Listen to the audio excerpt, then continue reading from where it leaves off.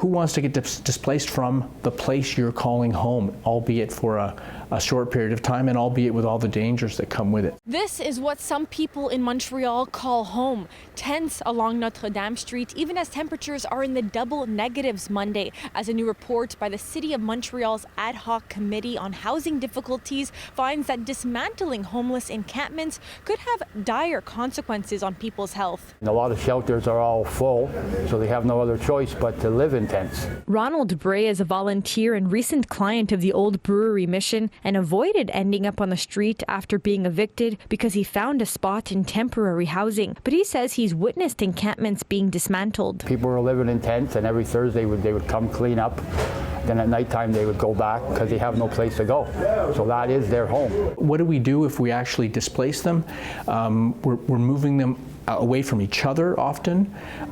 There's often the loss of personal effects. Montreal has long maintained that encampments are not a safe or sustainable solution to homelessness and that they sometimes need to be taken down for security reasons. President and CEO of the Old Brewery Mission, James Hughes, was on the committee and says a new protocol with how the city deals with encampments was recommended. Loitering, urination in public spaces, sleeping in public spaces, those are just basically illegal right now. And what the cities and the boroughs do is simply say, move on.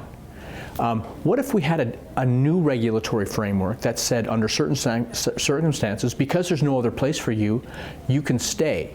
You can stay, not forever, but you can stay, and we're going to bring resources to bear. Among the 15 recommendations, increasing the number of spaces in emergency shelters, accelerating the construction of new housing, and intervening more for homeless people sleeping outside. The highest population on the street are Indigenous people, so it is our people that are suffering. More people come to Montreal because they're hoping that there's going to be, additional housing or whatever, but there are so many obstacles and roadblocks in their way that, they turn to other organizations and then they're already filled and there's nowhere for them to go. The 63-page report will be submitted to the city's public consultations on homelessness and vulnerable populations being held in February. The City of Montreal says achieving those goals will only be possible with the involvement from the provincial and federal governments. The big question we have is if and when the recommendations will be implemented, but it really is cause for hope that we now have a roadmap. In Montreal, Alyssia Rubertucci, City News.